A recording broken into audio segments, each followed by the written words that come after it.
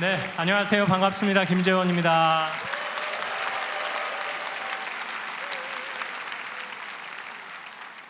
이렇게 밝은 표정으로 환대해 주셔서 진심으로 감사합니다. 앞서 찬양에 큰 은혜 받았습니다. 또 기도에 큰 은혜 받았습니다. 그리고 방송 연예의 종사자들을 위해 기도해 주셔서 진심으로 감사합니다. 또 열심히 투병 중이신 김정은 집사님, 또 백종섭 집사님, 얼른 회복의 역사가 일어나기를 함께 마음 모아 기도합니다. 무엇보다 제가 여기에 서게 되는 것이 결정된 이후에 기도해 주신 성도 여러분 진심으로 고맙습니다. 그 기도가 큰 힘이 되어 오늘 이 자리에 섰습니다. 심지어 가장 은혜 받은 건 바로 여러분의 표정입니다. 어쩜 이렇게 맑고 밝게 저를 바라봐 주시는지 진심으로 감사합니다. 사실 저를 잘 모르실 텐데도 또 이렇게 환영해 주셔서 더 감사합니다. 저는 지난 여름 대한민국 공영방송 KBS에서 30년 6개월을 일하다 또 한국인이 가장 좋아하는 교양 프로그램 아침마당을 12년 동안 진행하다가 낯선 세상으로 나왔습니다. 오늘 꼭 100일이 됐습니다.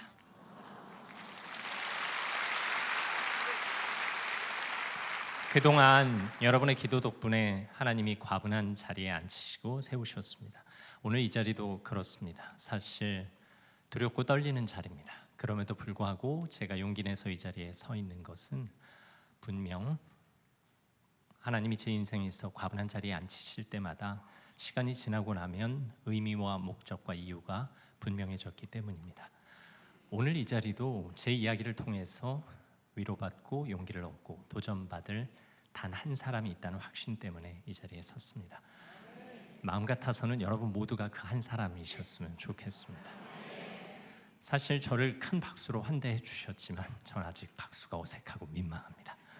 아니 텔레비전 일하는 사람이 박수가 어색하면 어떻게 해요 하시겠지만 저는 박수의 주인공이 아닙니다. 제 프로그램에 출연한 출연자가 자신의 이야기를 잘 풀도록 도와드리는 역할이고 그 말에 감동을 받은 시청자와 방청객이 이분에게 박수를 치시는 겁니다. 저에게 치는 박수가 아니죠. 저는 장미꽃을 빛나게 하는 안개꽃이고 그저 들러리의 기쁨을 누릴 뿐입니다. 오늘은 마치 이 자리에 주인공처럼 서 있지만 오늘도 마찬가지입니다. 제 인생에 함께 하신 하나님 이야기를 하고 제 인생에 동행하신 예수님 이야기를 할 겁니다.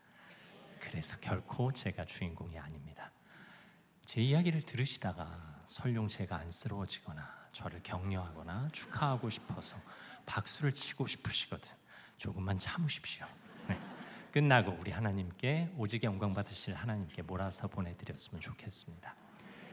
제가 좋아하는 시가 한 편 있습니다. 김남조 시인의 선물이라는 시의 앞부분인데요. 이렇습니다.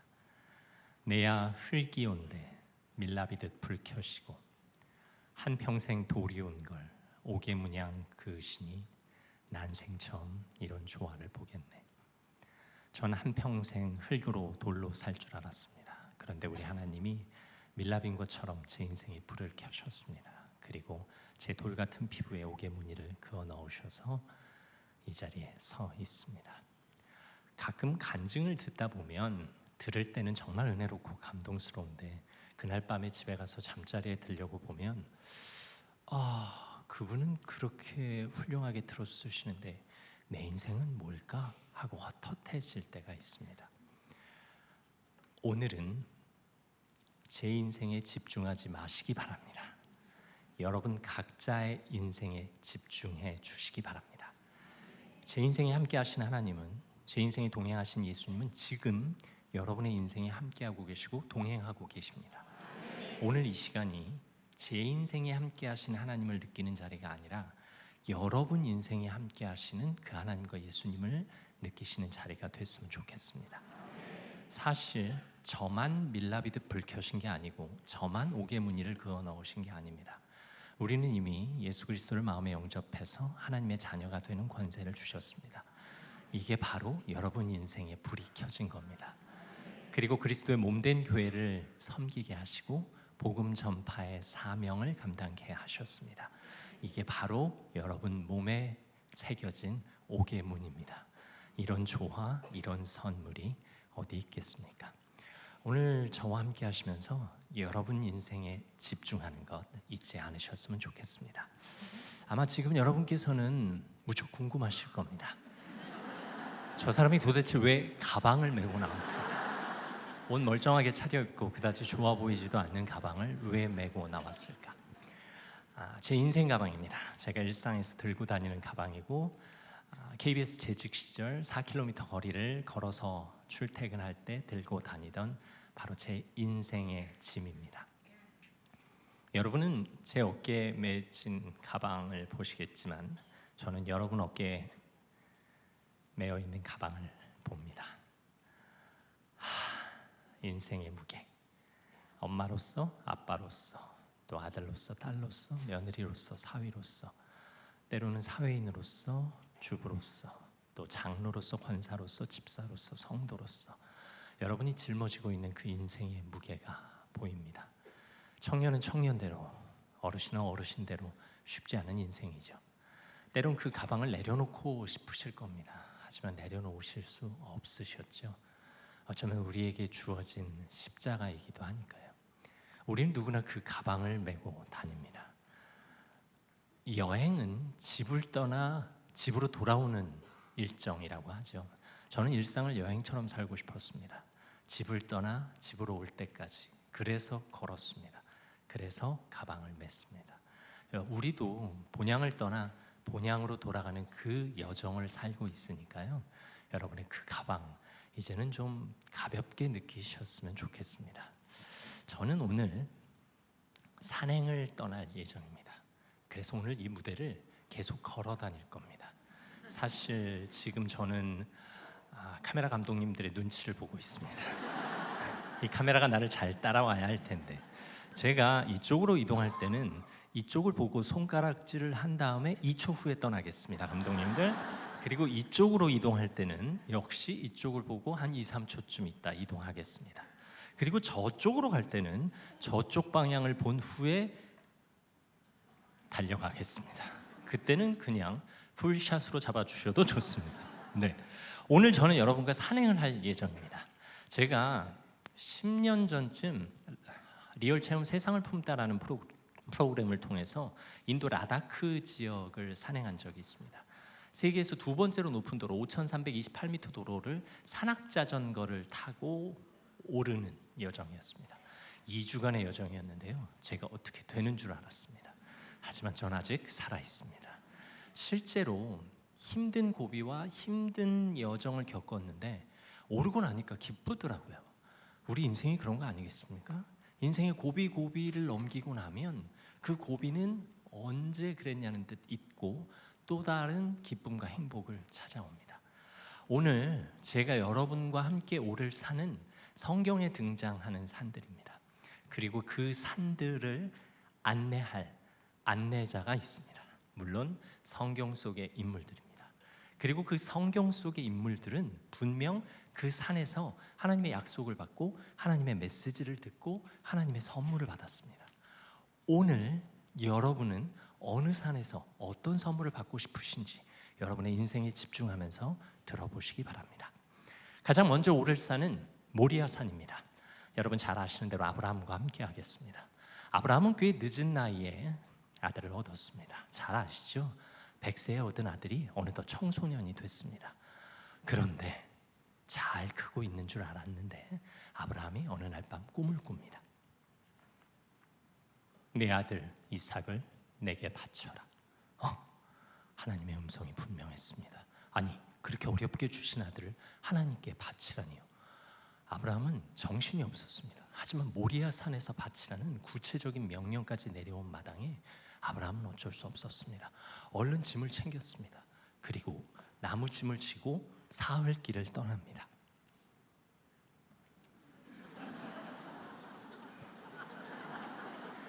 아브라함의 발걸음은 천근만근입니다.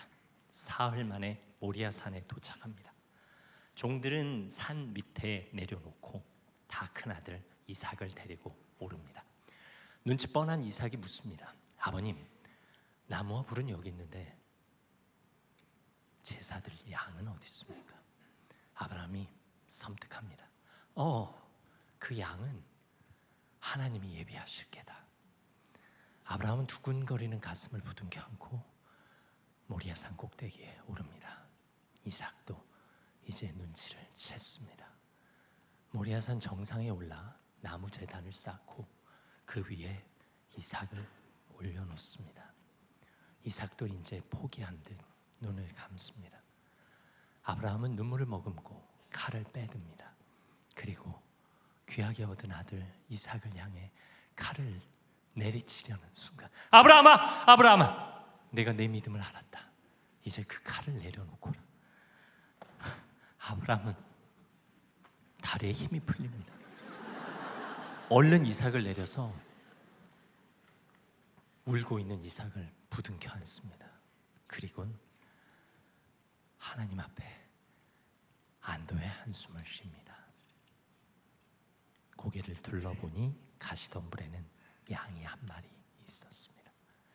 그리고 아브라함은 이삭과 함께 태어나서 가장 기쁜 제사를 하나님께 올려드립니다. 아브라함이 모리아산에서 하나님께 받은 선물은 순종이었습니다. 아니, 어쩌면 아브라함이 하나님께 드린 선물이 순종이었는지도 모릅니다. 그 순종 이후에 하나님은 아브라함에게 믿음을 선물하셨습니다. 아브라함은 그 체험을 하고 나서 어떠한 어려움이 닥쳐도 하나님은 믿음으로 자신을 지키신다는 것을 깨닫습니다. 이제 제 어린 시절로 가보겠습니다. 저는 어린 시절에 3가지 꿈이 있었습니다. 첫째, 하늘을 날고 싶었습니다. 둘째, 세계 여러 나라를 다니고 싶었습니다. 셋째, 아나운서가 되고 싶었습니다. 그런데 제겐 열등감이 있었습니다. 첫 번째 열등감, 키가 너무 크다는 것이었습니다. 죄송합니다. 네. 근데 어린 시절에 친구보다 머리 하나가 크다는 건 또 다른 고통이 될 수 있다는 걸 이해해 주십시오. 두 번째 열등감, 아버지가 너무 잘생기시고 어머니가 너무 미인이시라는 겁니다. 이것도 죄송합니다. 그런데 아니, 이런 아빠 이런 엄마 밑에서 이 얼굴밖에 안 나와요 라는 얘기를 너무 많이 들었습니다.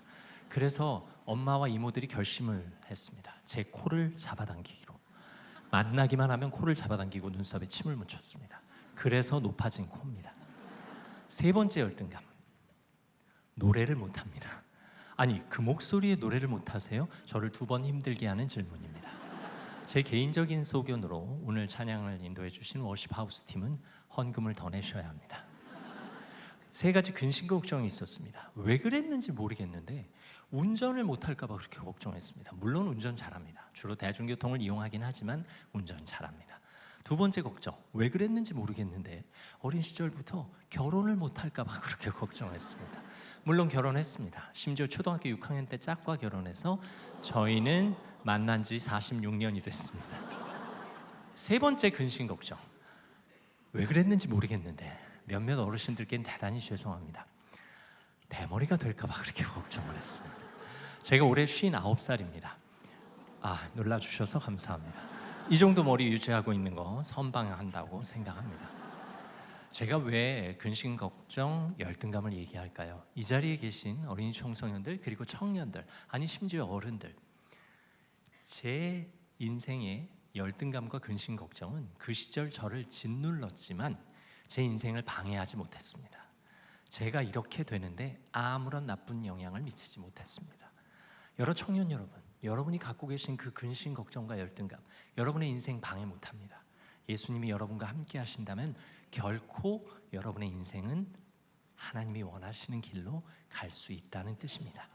이제 좀 내려놓으십시오. 그리고 털어놓으십시오. 아마 그러면 상대방이 웃을 수도 있습니다. 여러분이 제 열등감을 듣고 웃으신 것처럼. 네. 그런데 제게 어려운 일이 생깁니다. 13살 때 어머니가 간암 투병을 하다 세상을 떠나십니다.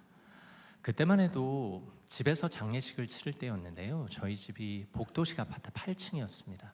어머니의 관이 내려올 방법이 없는 겁니다.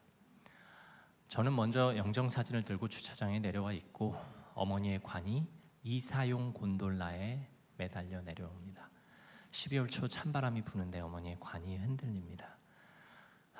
엄마는 놀이기구도 잘 못하는데 무섭겠구나 생각했습니다. 그리고 그 관이 흔들리는 것처럼 이제 곧 내 인생도 흔들리겠구나 생각했습니다. 저는 그 시절 엄마 없는 아이가 됐습니다. 다음해 여름 수련회, 다행히 어머니 아버지가 신앙의 유산을 물려주셔서 교회는 열심히 다닐 수 있었습니다. 전도사님이 말씀하십니다. 예수 그리스도를 영접하면 하나님의 자녀가 되는 특권을 주신답니다. 난 엄마도 없는데 하나님의 자녀가 된다고 덜컥 영접했습니다. 그리고 교회를 열심히 다녔습니다. 중학교 3학년 때부터 학생 총무를 했습니다. 고등학교 2학년 때까지 무려 3년 동안 회장은 한 번도 해보지 못했습니다. 제가 다니던 교회에서 학생 총무의 역할은 예배가 끝나고 학생들 앞에서 5분 동안 광고를 하는 겁니다. 저에게 무척 가슴 벅찬 순간이었습니다. 생각해 보십시오. 매 주일 어린 청소년이 마이크를 들고 5분 동안 수백 명 앞에서 광고를 한다. 그것도 3년 동안. 하나님은 제게 제 꿈을 기억하시고 무대 적응 훈련을 시키셨습니다. 대학에 진학해서는 국립맹학교에서 앞에 보이지 않는 친구들에게 수학과 과학을 가르쳤습니다. 그들은 그림과 도표를 볼 수 없기 때문에 친절하게 설명하고 녹음해 줘야 합니다. 그 상황을 묘사하면서 우리 하나님은 저에게 표현력 훈련을 시키셨습니다. 제가 다니던 선교단체에서는 매년 여름과 겨울 일주일씩 수양관에 들어가서 창세기부터 계시록까지 5박 6일 동안 성경을 쭉 읽는 성경 통독 수련회를 했습니다. 그때만 해도 성우들이 녹음해 놓은 음원이 없어서 인간 통독사가 직접 읽었어야 했습니다. 태초에 하나님이 천지를 창조하시느냐, 이런 빠른 속도로 하나님이 세상을 이처럼 사랑하사 독생자를 주셨으니 이는 저를 믿는 자마다 누구든지 멸망하지 않고 영생을 얻게 하려 하십니다. 빠른 속도로, 눈의 속도로 쭉 읽어갑니다. 이사야서 같은 경우는 66장을 1시간 40분 동안 쉬지 않고 읽을 정도였습니다. 5년 동안 여름 겨울 10번을 통독했습니다. 직접 육성으로 창세기부터 계시록까지. 얼마나 어려운 지명과 인명이 많았는지 하나님은 그때 저에게 발음 훈련을 시키셨습니다. 제가 아나운서가 된 것의 8알은 그 당시 성경 통독 훈련이었습니다. 그래서 저에게는 빚진 마음이 있습니다. 언젠가 내가 성경 통독 음원을 만들리라. 그래서 지난주 토요일 저는 유튜브에 성경 통독 채널을 열었습니다. 그렇게 빠른 속도 아닙니다. 네. 그냥 눈의 속도로 따라갈 수 있는 이야기입니다. 지금 창세기, 출애굽기, 레위기가 올라와 있습니다. 김재원의 성경 통독으로 함께 성경을 읽으실 수 있습니다. 네 번째 훈련이 있습니다. 그 선교 단체에서는 매년 여름이면 교회가 없는 지역에 가서 복음을 전하는 사역을 했습니다. 이른바 농촌 선교 수련회를 한 겁니다. 고향 마을 할아버지 할머니 댁에 가서 그분들의 발 마사지를 하며 그분들의 인생 이야기를 듣습니다. 그리고 우리는 복음을 전합니다. 도시에서 나고 자란, 또 할아버지 할머니가 일찍 돌아가신 저로서는 할아버지 할머니들의 마음을 알 수 있는 정말 소중한 기회였습니다. 그 사역을 매년 여름 10년 동안 했습니다. 그때 그 경험이 나중에 6시 내 고향을 진행하는데 얼마나 큰 도움이 됐는지 모릅니다. 우리 하나님은 어린 시절 제 꿈을 기억하시고 저도 모르는 사이에 그 꿈을 위한 훈련을 시키고 계셨던 겁니다. 여러 청년 여러분, 여러분의 꿈을 기억하십니까? 하나님은 기억하실 겁니다. 그리고 여러분을 그 훈련 과정에 두셨을 겁니다. 그 과정을 잘 따라가셨으면 좋겠습니다. 하지만 저는 제 꿈을 내려놓고 하나님의 꿈을 들어드리고 싶었습니다. 교수가 되어 캠퍼스 사역을 하겠다는 마음으로 미국 유학길에 올랐습니다. 저는 외아들이었습니다. 어머니는 떠났고 아버지는 혼자 고국에 둔 채 떠났습니다. 아버지를 위해 얼마나 기도했는지 모릅니다. 그런데 어느 날 밤 전화벨이 울립니다. 재원아, 나다. 내가 지금 많이 아프다. 아무래도 네가 들어와서 장례식을 치르고 가야겠구나. 아버지의 전화를 받고 저는 얼른 짐을 쌌습니다. 그리고 사촌 형님과 친구들에게 전화를 하고 옆집 유학생 동료를 깨워 공항으로 데려다 달라고 했습니다. 아버지의 집문을 따고 들어가 보니 아버지는 쓰러진 채 발견됐습니다. 그때 전화를 안 하셨으면 아마 사나흘 후에 돌아가신 채로 발견이 됐을 겁니다. 아버지는 중풍, 뇌경색, 팔다리가 마비되고 언어가 마비되고 배변장애, 섭식장애였습니다. 저는 24시간 만에 귀국해서 아버지를 포옹했습니다. 그 순간 제 신분이 바뀌었습니다. 미국 유학생에서 저는 어느 중풍병자의 아들이 됐습니다. 그때부터 아버지의 대소변을 받아내며 기저귀를 갈아드리고 말을 가르쳐드리고 걸음마를 가르쳐드리고 밥을 먹여드렸습니다. 28년 전 갓난아기였던 저에게 아버지가 베풀어 주신 그대로였습니다. 하지만 제 미래가 불투명해졌습니다. 미국으로 돌아갈 수는 있을까? 난 결혼도 했는데 직장을 가져야 되는 건 아니야? 그럼 아버지는 누가 돌보지? 온갖 생각에 밤을 꼴딱 새기 일쑤였습니다. 아내는 결혼 넉 달 만에 친정집으로 들어가서 장모님이 싸주시는 도시락을 들고 매일 병원을 출퇴근하며 간병했습니다. 아버지가 6인실에 계셨는데요. 환자 보호자들과 함께 텔레비전을 보고 있었습니다. 어느 날 텔레비전에서 헬기가 한 대 내려옵니다. 그 헬기에서 손범수 아나운서가 내립니다. 팔을 쭉 뻗으며 KBS 21기 신입사원을 모집합니다. 기자, PD, 아나운서, 카메라.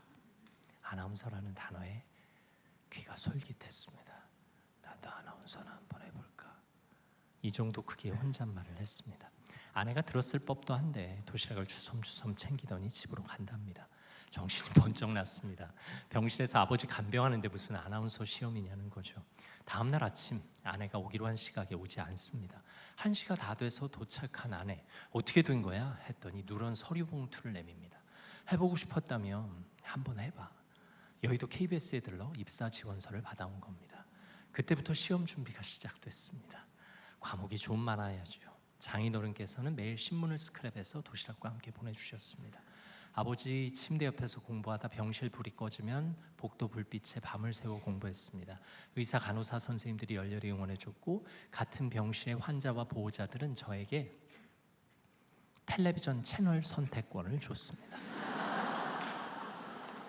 미국에서 나올 때 아버지 장례식을 치를지도 모르겠다 싶어 결혼식 때 입었던 양복을 챙겨왔습니다. 그 양복을 병원 화장실에서 갈아입으며 1차, 2차, 3차, 4차, 5차 저는 그렇게 KBS 아나운서가 됐습니다. 이 고비를 겪고 나니 내가 어떤 어려움이 와도 하나님은 나를 지켜주시고 오히려 그 위기를 발판 삼아 새로운 길을 열어주시겠구나라는 확신이 생겼습니다. 아브라함도 그렇고 저도 그렇고 모리아산에서 받은 순종이란 선물은 하나님이 허락하신 그 상황에 자신을 맡기고 자신에게 주어진 일을 감당하는 것이었습니다. 순종의 결과가 믿음이었던 것입니다. 자, 이번엔 호렙산으로 떠나겠습니다. 호렙산을 안내할 안내자는 모세입니다. 모세의 인생은 잘 아실 겁니다. 출생의 비밀이 있죠. 아들들이 죽어야 하는 시대에 태어났습니다. 모세의 엄마 요게벳 지혜롭게 아들을 갈대 상자에 쌓아서 갈대나무 옆에 놔둡니다. 누나 보고 따라보라고 합니다. 바로의 공주가 그 갈대 상자를 발견합니다. 아, 히브리 여인의 아들인 모양이구나. 그때 모세의 누나가 용감하게 나타납니다. 공주님, 혹시 그 아기에게 젖을 먹일 유모가 필요하신가요? 그래, 네가 구해주겠니? 모세의 누나는 얼른 모세의 엄마를 데려옵니다. 바로의 공주는 돈을 주며 이 아기를 키워주겠소? 라고 이야기합니다. 아이가 젖을 떼고 그 아이는 바로의 궁에 들어가서 최고의 교육을 받습니다. 40년이 지난 청년 모세, 궁궐 밖으로 나와서 히브리 사람과 애굽 사람이 싸우는 모습을 봅니다. 편을 들다가 그만 애굽 사람을 죽이고 맙니다. 하지만 완전 범죄라고 생각했습니다. 다음날 다시 나와보니 히브리 사람들이 싸우고 있는 겁니다. 아니, 동족끼리 왜 싸우시오? 왜? 어제 애굽 사람 죽인 것처럼 우리도 죽이시게? 자신이 살인을 했다는 사실이 알려졌다는 것을 깨달았습니다. 모세는 그 길로 뒷걸음질쳐 도망갑니다. 그렇게 간 곳이 바로 미디안 광야였습니다. 그곳에서 모세가 할 수 있었던 건 양을 치는 것뿐입니다. 그러던 중 아내도 생기고 자녀도 생겼습니다. 그렇게 무려 40년의 세월이 흘렀습니다. 어느 날 호렙산에 오른 모세, 떨기나무에 붙은 불꽃을 봅니다. 그곳은 거룩한 곳이니 신을 벗어라. 모세가 얼른 신을 벗습니다. 나는 내 여호와 하나님이다. 내가 너를 내 백성 이스라엘 백성을 애굽에서 인도해낼 인도자로 불렀다. 무슨 말씀을요 하나님? 저는 말을 못합니다. 걱정 마라. 내 형 아론을 함께 보내겠다. 그래도 저는 아닙니다. 내 지팡이를 바닥에 던져보아라. 뱀이 됐습니다. 그 뱀을 잡아라. 지팡이가 됐습니다. 내 손을 품에 넣었다 꺼내보아라. 나병이 걸렸습니다. 그 손을 다시 품에 넣었다 꺼내보아라. 손이 멀쩡해졌습니다. 하나님은 온갖 이적으로 모세의 마음을 사로잡으셨습니다. 모세는 그렇게 모든 것을 포기했을 즈음에 하나님의 부르심을 받고 이스라엘 백성의 인도자가 됩니다. 이제 다시 제 인생으로 돌아옵니다. 하나님이 저의 세 번째 꿈을 들어주셨습니다. 다른 꿈은 어떻게 됐냐고요? 저는 현재 세계 72개국을 여행했습니다. 선교를 가기도 하고 출장을 가기도 하고 개인 여행을 가기도 했습니다. 하늘을 나는 꿈은 어떻게 됐을까요? 저는 2002년 도전지구 탐험대라는 프로그램을 통해서 스카이다이빙에 도전합니다. 단순한 낙하가 아니라 5명이 팀을 짜 거미를 만들고 나비를 만드는 팀 포메이션에 도전해서 무려 15번을 뛰어내리며 미국 스카이다이빙 협회 회원이 됩니다. 우리 하나님은 이렇게 재치 있게 우리의 꿈을 기억하고 들어주시는 분입니다. 아버지는 어떻게 되셨냐고요? 네, 그 후로 6년을 투병하셨습니다. 첫 해에 제가 춘천에 발령을 받았을 때는 춘천에서 새벽 근무를 하며 1시 반에 퇴근하고 올라와서 낮 시간 동안 서너 시간을 함께 보내고 막차를 타고 내려가는 일을 1년 동안 했습니다. 그렇게 아내와 함께 정성껏 모셨던 아버지는 6년 만에 하나님의 부르심을 받았습니다. 저는 아버지의 피값으로, 아버지의 희생값으로 아나운서가 됐다고 생각했습니다. 하지만 하나님의 부르심은 바로 일어나지 않았습니다. 그냥 그렇게 월급쟁이 아나운서로 하루하루를 살아갔습니다. 그러던 어느 날 2004년 2월 한국방송 77주년 기념으로 독도에서 최초로 생방송을 하겠답니다. 서신의 고향 팀의 기획이었는데요. 굳이 남자 MC를 보내겠답니다. 울릉도에서 날씨가 안 좋아서 사흘을 머물다 오징어잡이 통통배를 타고 9시간에 걸쳐서 독도에 들어갑니다. 3.1절 특집 방송을 어마어마한 바람이 부는 가운데 휘영청휘영청하며 무사히 마칩니다. 다음날 집으로 돌아가겠다라는 기쁨에 들떠 있었습니다. 그런데 날씨가 안 좋아서 배가 못 들어온답니다. 그럼 언제 가요? 내일. 다음날이 됐습니다. 오늘도 배가 못 들어온답니다. 그럼 언제 가요? 내일. 다음날이 됐습니다. 오늘도 배가 못 들어온답니다. 그럼 언제 가요? 내일. 이렇게 열흘을 머물렀습니다. 가만히 쉬었으면 괜찮은데 담당 PD가 욕심을 부려 독도의 4개를 촬영한다고 독도 구석구석을 저를 데리고 다니며 촬영을 했습니다. 눈 덮인 동도산에서 결국 저는 굴러 떨어지고 맙니다. 괜찮은 줄 알았는데 그날 저녁 입이 안 다물어지는 겁니다. 그리고 뭔가를 씹을 수 없습니다. 다음 날 아침 독도 경비대에 식량을 수송하는 해군 식량 수송함에 실려서 육지로 이송되고 서울로 치과대학병원을 가게 됩니다. 우측 하 과두부 골절, 귀 및 턱뼈가 부러졌답니다. 이 하나하나의 못을 받고 윗니와 아랫니 못을 철사로 엮어 턱을 고정시킵니다. 이른바 깁스를 한 겁니다. 아무것도 먹을 수 없었습니다. 오로지 액체만 가능합니다. 이 사이로 들어가는. 2달 동안 12kg이 빠졌습니다. 문제는 말을 못하는 거였습니다. 혹시 2달 이후에 내가 정확한 발음을 할 수 없으면 어떡하지? 아나운서로 일할 수 없으면 어떡하지? 하는 걱정이 앞섰습니다. 그래서 그때부터 이를 악물고 말하기 시작했습니다. 이를 악물고 기도했고 이를 악물고 찬양했습니다. 다행히 2달 후 약간의 재활훈련 끝에 저는 무사히 방송에 복귀할 수 있었습니다. 그 다음에 이비인후과 선생님이 오셔서 최고의 발음 연습을 가르치시며 바둑알을 물고 하지도 말고 연필을 물고 하지도 말고 어금니를 악물고 발음하라는 것이었습니다. 한 사람 한 사람 시켜보는데 제가 제일 잘하는 겁니다.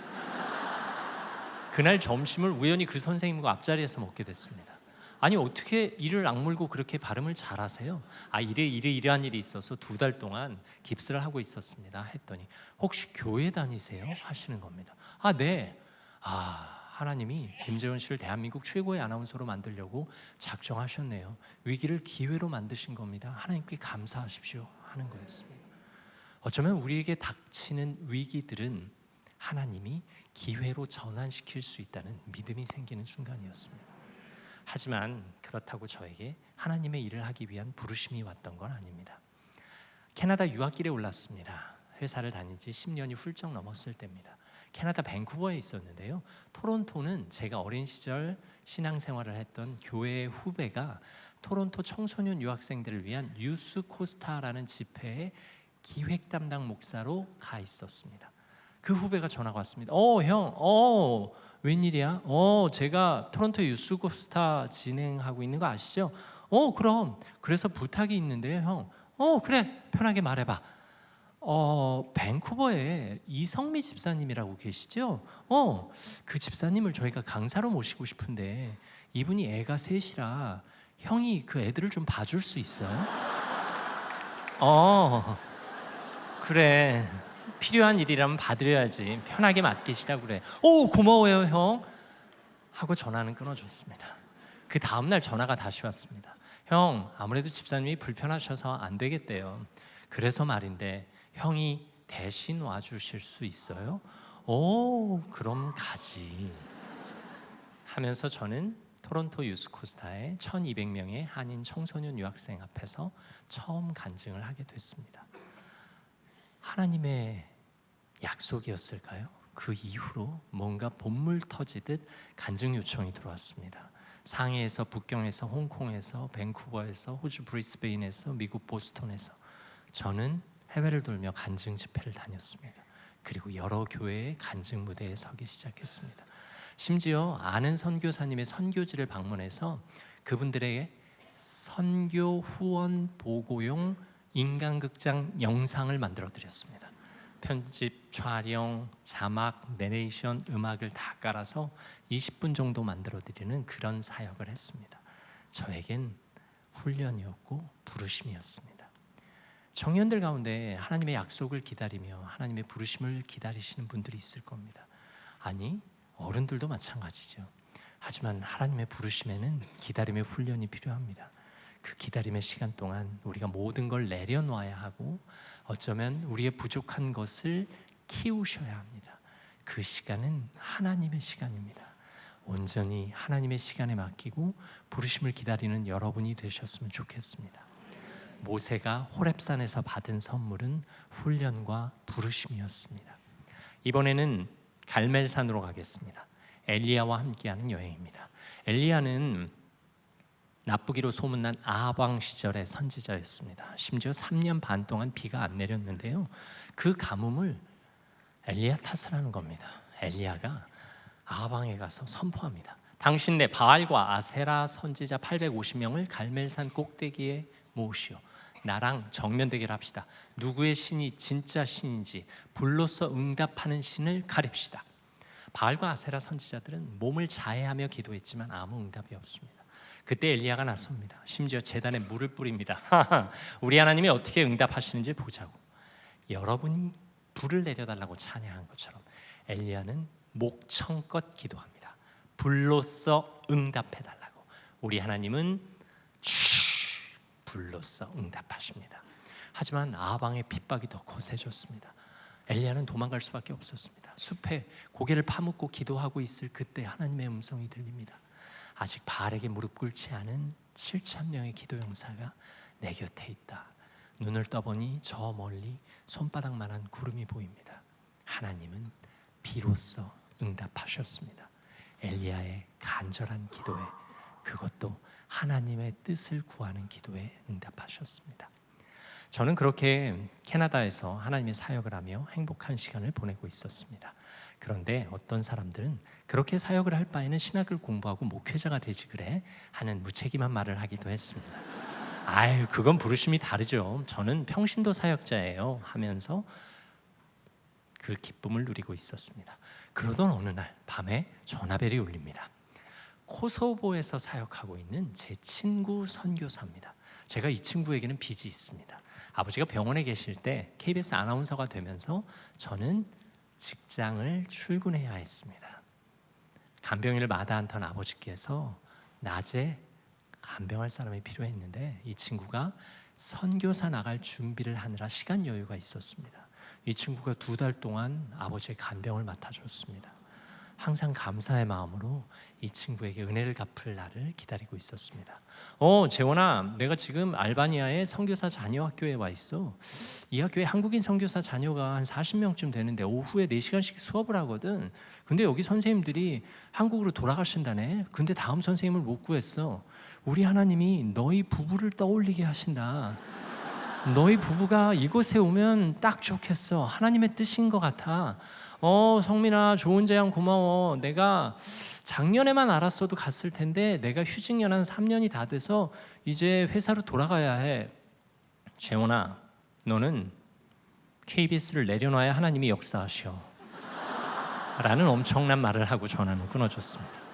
그때부터 정말 열심히 기도했습니다. 하나님의 뜻이 어디 있는지. 주변의 목회자들에게 물어보니 절반은 여의도로 돌아가라, 절반은 알바니아로 가라는 것이었습니다. 그때 마침 밴쿠버에서 유스코스타 청소년 유학생 집회가 있었습니다. 당연히 강사로 참여를 했고 그날 저녁 집회는 인도에서 오신 지구보기라는 목사님이셨습니다. 청년들의 선교 헌신을 받고 있었는데요, 단순한 헌신이 아니라 지금 갖고 있는 것을 드리자고 했습니다. 북한으로 보내시겠다는 거였습니다. 근데 청소년들이 다 내놓는 겁니다. 노트북도 내놓고 핸드폰도 내놓고 mp3도 내놓고 심지어 지갑도 내놓고 어느 선생님은 결혼 반지도 내놓으셨습니다. 저는 제가 아무것도 가져가지 않은 걸 얼마나 감사했는지 모릅니다. 그런데 바지 주머니에서 차 키가 만져지는 겁니다. 차를 하는 순간 그 차 키의 열쇠고리가 KBS 열쇠고리라는 걸 깨닫습니다. 하나님이 이렇게 회사를 내려놓으라고 하시는구나. 그날 밤 강사 대기실에서 지구보기 목사님을 만났습니다. 재원, 왜 이렇게 표정이 어두워요?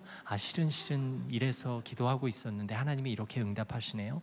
아니야 재원, 내가 어젯밤에 꿈을 꿨어요. 재원에게 이야기하고 싶었는데 재원이 누군가에게 복음을 전하는데 재원의 가슴에 커다란 텔레비전이 보이는 거예요. 그리고 그 텔레비전 속으로 많은 사람들이 눈물을 흘리며 하나님께로 돌아오는 장면을 봤어요. 재원의 선교지는 바로 텔레비전이에요 하는 거였습니다. 그날 밤 저는 코소보에 전화를 걸었습니다. 성민아, 내 선교지는 텔레비전이래 하면서 전화를 끊었습니다. 인생에 선택의 문제, 기로에 설 때가 있습니다. 어떤 것이 하나님의 뜻인지 간절히 기도하다 보면 분명 하나님은 주변 사람을 들어서라도 응답하십니다. 그 간절한 응답을 받는 여러분이 되셨으면 좋겠습니다. 갈멜산에서 받은 엘리야 선물은 바로 응답이었습니다. 이번에는 감람산으로 가겠습니다. 다윗입니다. 다윗은 하나님이 보시기에 합당한 인물이었습니다. 그런데 자녀 문제만큼은 제대로 되지 않았습니다. 성폭행이 일어나기도 하고 살인이 일어나기도 했습니다. 형을 죽인 압살롬은 궁을 떠나 멀리 가 있다 한참 만에 돌아왔습니다. 그런데 다윗이 받아주질 않았습니다. 그 압살롬이 화가 나서 결국 궁을 떠나 영모를 일으킵니다. 내가 왕이다라고 선포하는 겁니다. 다윗은 영문도 모른 채 신하들과 함께 감람산으로 쫓겨갔습니다. 그렇게 왜 이런 일이 일어날까? 나는 하나님의 뜻대로 살아왔는데 왜 나는 지금 이렇게 산에서 찬바람을 맞고 있어야 하나? 여기 진짜 찬바람이 부는군요. 쫓겨다니던 다윗은 제사장의 계략으로 다시 궁궐로 돌아오게 됩니다. 우리가 감람산에서 만난 다윗의 삶을 보면서 깨닫는 것은 바로 하나님의 섭리입니다. 때론 이해할 수 없는 일이 일어날 때 하나님의 섭리는 분명 거기에 숨겨져 있습니다. 단지 우리가 모를 뿐입니다. 캐나다에서 텔레비전이 선교지라는 사명을 받고 돌아온 저를 기다리고 있던 프로그램이 바로 아침마당입니다. 아침마당은 제가 삶의 터전에서 드리는 거룩한 산제사였습니다. 매일 아침 시청자들과 아침 예배를 드리는 마음으로 복음의 감동을 전하기 위해 애썼습니다. 얼마나 행복했는지 모릅니다. 하나님이 이래서 나를 부르셨구나 생각했습니다. 그렇게 시간이 흘러 5년, 어느 날 갑자기 전화벨이 울립니다. 본부장의 전화였습니다. 이제 네가 여섯 내 고향으로 가서 그 프로그램을 살려줘야 되겠다. 네? 저는 이걸 재밌게 하고 있는데요. 그렇게 결정이 됐어. 청천벽력 같은 소리였습니다. 하나님의 부르심이 이곳이었는데 하는 마음을 갖고 저는 어쩔 수 없이 여섯 내 고향으로 갔습니다. 프로그램에 경중이 있었던 건 아니지만 그래도 제 능력치를 발휘할 수 있었던 프로그램은 아침마당이라고 생각했습니다. 하지만 여섯 내 고향에서 고향 어르신들과 호흡하며 5년을 행복하게 보냈습니다. 그러던 어느 날 국장이 찾으시는데요, 하는 후배 PD 얘기를 받았습니다. 그리고 국장실로 향했습니다. 저와 친분이 없던 국장이었습니다. 재원 씨, 우리가 5년 전에 재원 씨를 지켜주지 못해서 미안해요. 그래서 말인데 이제 원래 자리로 돌아가요. 다음 주부터 아침마당을 맡아주면 어때요? 하는 이야기였습니다. 사실 그때 나이 52살, 일반적인 관리라면 제가 텔레비전 프로그램을 내려놨어야 하는 나이입니다. 그런데 저는 다시 아침마당으로 복귀해서 그때부터 7년 2개월을 또다시 아침마당을 진행하게 됩니다. 그리고 지난 7월 31일 KBS와 아침마당을 떠났습니다. 제 인생에 왜 그런 일이 일어났는지는 모릅니다. 하지만 그 순간은 무척 힘들었습니다.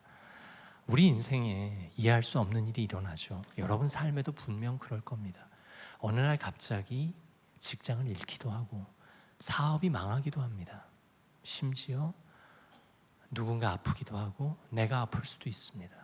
심지어는 전혀 예기치 못하게 세상을 떠나는 사람도 있습니다. 왜 그런 일이 일어났는지 우리는 도무지 알지 못합니다. 하지만 그 순간에도 위기를 기회로 만드시는, 그리고 그 위기 속에서 또 다른 생명을 찾으시는 하나님의 섭리를 느끼기를 원합니다. 우리의 입술로는 설명할 수 없을 겁니다. 하지만 하나님도 더 안타까워하시고 더 마음 아파하시고 우리의 삶을 지키기 원하신다는 것을 아셨으면 좋겠습니다. 다윗이 감람산에서 받은 선물은 하나님의 섭리입니다. 이제 느보산으로 가겠습니다. 다시 모세 할아버지를 모셔옵니다. 모세는 이스라엘 백성과 함께 40년 광야 생활을 했지만 가나안 땅에 들어가지 못합니다. 반석을 내리치라는 명령을 잘못 수행했기 때문이죠. 가나안 땅 바로 앞에서 하나님은 모세를 홀로 데리고 느보산으로 올라가십니다. 야속합니다. 그래도 40년을 고생했는데 안 하겠다는 사람 미디안 광야에서 억지로 불러왔는데 가나안 땅에 발이라도 내딛게 하시지 하는 생각을 했습니다. 그런데 만약 그때 이스라엘 백성을 데리고 가나안 땅에 들어갔다면 모세는 어마어마한 추앙을 받았을 겁니다. 그리고 여호수아에게 리더십의 자리를 물려줄 수 없었을 겁니다. 하나님은 생각해내셨습니다. 느보산 꼭대기에서 모세에게 가나안 땅을 바라보게 하고 그간의 수고를 혼자 치하해 주기로. 모세가 세상을 떠나는 그 순간 하나님은 홀로 박수를 치고 계셨습니다. 여러분도 이런저런 사역을 감당하시다 보면 외로울 때가 있으시죠? 왜 나 혼자 이런 일을 하고 있지? 왜 나만 여기서 이러고 있지? 하는 생각이 들 때가 있을 겁니다. 하지만 사람들은 몰라줘도 하나님은 아십니다. 그리고 하나님이 여러분에게 말씀하십니다. 착하고 충성된 종아, 참 잘하고 있구나 하면서 여러분에게 박수를 쳐드립니다. 때론 지치고 힘들 때 하나님의 박수만큼 감사한 곳은 없을 겁니다. 하나님이 나를 보고 혼자 박수를 치신다. 그 생각만으로도 우리는 새로운 힘을 얻을 수 있습니다. 저는 그렇게 7월 31일 KBS와 아침마당을 떠났습니다. 많은 시청자들이 아쉬워해 주셨습니다. 서운함은 사랑이었구나 생각했습니다. 전화로 댓글로 직접 찾아오셔서 아쉬움을 전하시는 시청자들을 보며 재원 씨의 말 한마디 한마디에 위로를 받았어요 하는 이야기를 들었습니다. 인도에서 오신 지구보기 목사님이 꿈을 꾸셨다는, 김재원 씨가 복음을 전할 때 누군가 텔레비전 수상기 속에 하나님께로 돌아오는 모습을 봤어요. 그 환상의 모습이 그 모습이 아닐까 생각했습니다. 저는 감사의 마음으로 다시 낯선 세상에 나왔습니다. 이 낯선 세상에서 하나님은, 예수님은 제 삶에 더 밀착해서 동행하고 계십니다. 이제 끝으로 갈 산은 겟세마네 동산입니다. 예수님이 마지막 기도를 드렸던 곳입니다. 예수님은 이 잔을 내게서 치워달라고 기도하셨지만 하나님은 들어주지 않으셨습니다. 결국 예수님은 십자가에서 우리의 모든 죄를 지고 돌아가셨습니다. 바로 우리의 선한 목자셨기 때문입니다. 우리가 유목민족이 아니기 때문에 목자가 어떤 존재인지를 잘 모를 때가 있습니다. 앞서 말씀드린 라다크에서 산악자전거를 타고 2주간의 여행을 할 때 운 좋게 유목민과 3박 4일 동안 생활할 기회가 있었습니다. 초겔리라는 28살 목동 아내와 2딸, 아버지 어머니와 함께 양 400마리를 키우고 있었습니다. 2달에 한 번씩 터전을 넘기는 유목민이었는데요. 매일 아침 양 400마리를 데리고 쉴만한 물가 푸른 풀밭을 찾아서 6km를 걸어갑니다. 개 한 마리 데리고 산책하기도 힘든데 양 400마리라니요. 그 가운데는 그릇 행하여 각기 제 길로 가는 양이 있습니다. 그러면 초겔리가 돌팔매질을 하죠. 그러면 그 돌이 그 앞에 똑 떨어지면 이 양은 얼른 무리로 돌아옵니다. 양 한 마리를 잃어버리면 어떻게 할 거예요? 초겔리 찾아가죠. 나머지 양은 어떻게 해요? 양몰이 개에게 맡기고 간답니다. 그런데 더 신기했던 건 그 400마리 양에게 모두 이름이 있습니다. 이 가족은 그 이름을 다 외우고 있습니다. 예수님 내 이름 아시죠? 그 찬양의 근원이 바로 목동들이었던 겁니다. 매일 아침 아내와 어머니는 그날 젖을 짤 30마리의 양을 이름을 부르며 줄을 세웁니다. 그날 털을 깎을 양 30마리를 이름을 부르며 줄을 세웁니다. 우리 예수님이 그런 분입니다. 어느 날 밤 맥가이버 칼을 들고 양의 우리로 갑니다. 그리고 양의 뿔을 자르기 시작합니다. 칼이 무뎌서 40분이 지나도 잘라지질 않습니다. 초겔리의 눈에도 눈물이, 양의 눈에도 눈물이 그렁그렁합니다. 아니 왜 이 뿔을 잘라요? 이 뿔을 지금 자르지 않으면 내일 모레 이 뿔이 양의 눈을 찌를 거예요 하는 얘기였습니다. 혹시 여러분이 힘드십니까? 하나님이 여러분의 뿔을 자르고 계신지도 모르겠습니다. 그 뿔이 이틀 후에 여러분의 눈을 찌를까 봐서요. 우리 예수님이 바로 그런 분입니다. 혹시 아직 복음을 들으시지 못한 분이 있다면 복음은 바로 이런 겁니다. 기쁜 소식인 거죠. 하나님이 태초에 세상을 창조하셨습니다. 인간도 만드셨습니다. 인간을 너무 사랑하셔서 많은 것을 허락하셨지만 인간은 하나님의 명령을 어기고 죄를 지어 하나님으로부터 멀어집니다. 점점 더 멀어지는 인간들을 하나님은 잡아보려 애쓰셨지만 도저히 회복할 수 없었습니다. 그래서 하나님이 묘안을 떠올리십니다. 하나밖에 없는 아들 예수 그리스도를 이 땅에 인간으로 보내서 인간의 죄를 짊어지고 십자가에 달려 돌아가시게 합니다. 그리고 사흘 후에 다시 살아나게 하십니다. 인간은 누구나 자신의 죄를 인정하고 십자가에 자신의 죄를 짊어지고 돌아가신 예수 그리스도를 마음에 영접하면 하나님의 자녀가 되는 특권을 누리실 수 있습니다. 오늘 이 간단한 복음의 진리에 반응하는 여러분이 되셨으면 좋겠습니다. 이렇게 예수님은 우리의 선한 목자가 되십니다. 그 예수님이 여러분의 인생의 짐을 이제 내려놓으라고 하십니다. 수고하고 무거운 짐진 자들아 다 내게로 오라. 내가 너희를 쉬게 하리라 말씀하십니다. 눈을 들어 산을 보라. 너의 도움이 어디서 올꼬? 천지를 지으신 여호와에게서로다. 우리의 도움은 천지를 지으신 하나님으로부터 오는 가장 필요한 도움입니다. 우리는 아브라함과 함께 모리아 산에 올라 순종과 믿음의 선물이 어떻게 생겼는지 확인했습니다. 그리고 모세와 함께 호렙산에 올라 훈련과 부르심을 확인했고 엘리야와 함께 갈멜산에 올라 간절한 기도의 응답이라는 선물을 받았습니다. 다윗과 함께 감람산에 올라 때론 이해할 수 없는 일이 벌어질 때 하나님의 섭리를 짐작했습니다. 모세와 함께 느보산에 올라 홀로 박수치시는 하나님의 위로를 받기도 했습니다. 겟세마네 동산에서는 목자의 마음을 배웠습니다. 그 목자의 마음, 예수님에게 왜 목수라는 직업을 주셨을까? 저는 CCM 사역자 한웅재 선생님의 어떤 목수의 이야기라는 찬양을 좋아합니다. 그분과 대화 중에 이런 이야기를 들었습니다. 예수님은 아버지 목수 요셉을 따라 10살 때부터 나무와 망치와 못을 만지셨을 겁니다.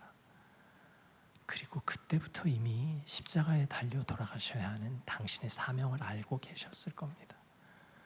그래서 어느 날은 한 번쯤 망치로 손을 내려쳐 보시지 않았을까요?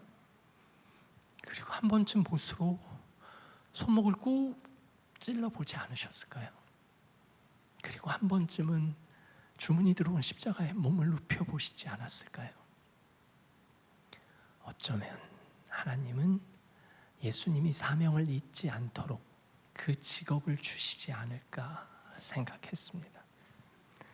여러분이 일터에서 갖고 계신 그 직업이 어쩌면 여러분의 사명인지도 모르겠습니다. 저에게 사명이 생각나게 하는 도구는 바로 이 마이크입니다. 제가 손에 마이크를 쥐고 있는 순간 저는 하나님의 복음을 전하겠습니다. 가끔 과거를 기억합니다. 과거에 어떤 일이 있었는지. 어린 시절 엄마를 잃었던 10대 저에게 가서, 아버지가 갑자기 쓰러지셨던 20대 청년인 저에게 가서 너는 이 다음에 KBS 아나운서가 될 거야, 아침마당을 진행할 거야 하면 믿지 않을 겁니다. 제게는 그런 기적 같은 일들이 일어났습니다. 하나님과 동행하는 가운데 말이죠. 59살 저는 지금 이 자리에 이렇게 서 있습니다. 앞으로도 저는 하나님과 동행할 겁니다. 제 인생에 어떤 일이 일어날지 잘 모릅니다. 그렇게 저는 65이 되고 그렇게 저는 70살이 될 겁니다. 그때 한 번 더 불러주시면 제 인생에 어떤 일이 일어났는지 또 다시 한번 소상히 말씀드리겠습니다. 여러분도 가끔 과거를 기억하십시오. 그리고 미래를 기대하십시오. 그리고 현재 간절하게 기도한다면 여러분의 인생에 기적이 일어날 겁니다. 예수님이 내려놓으라고 하셨기 때문에 내려놨지만 어느 정도 쉬고 나면 저는 다시 제 인생의 사명을 짊어질 겁니다. 그리고 여느 때처럼 또 이 가방을 메고 하루하루를 살아갈 겁니다.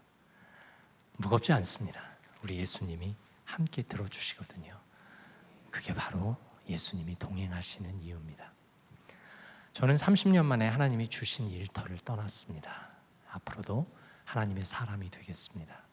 사랑의 교회에서 장로로, 다락방 순장으로 하나님을 예배하겠습니다. CGN TV에서 하늘빛 향기로, 빛과 소금으로 하나님의 증인이 되겠습니다. 한세대학교에서 다음 세대를 가르치겠습니다. 청소년 폭력을 예방하는 푸른나무 재단에서 청소년의 안전과 행복을 지키겠습니다. 월드비전에서 홍보대사로 세계 취약계층 어린이를 돕겠습니다. 그리고 유튜브 김재원 TV와 책과 삶에서 따뜻한 위로와 선한 영향력을 전하겠습니다.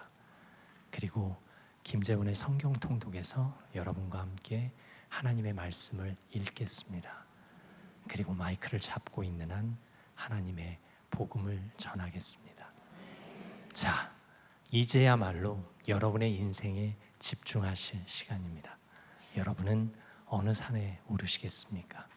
제 인생에 동행하신 우리 하나님이 여러분의 인생에도 동행하신다는 것을 확신한다면, 제 인생을 인도하신 예수님이 여러분의 인생도 인도하신다는 걸 확신하신다면, 그 하나님과 그 예수님께 오로지 영광 돌리는 큰 박수와 함성 부탁드리겠습니다.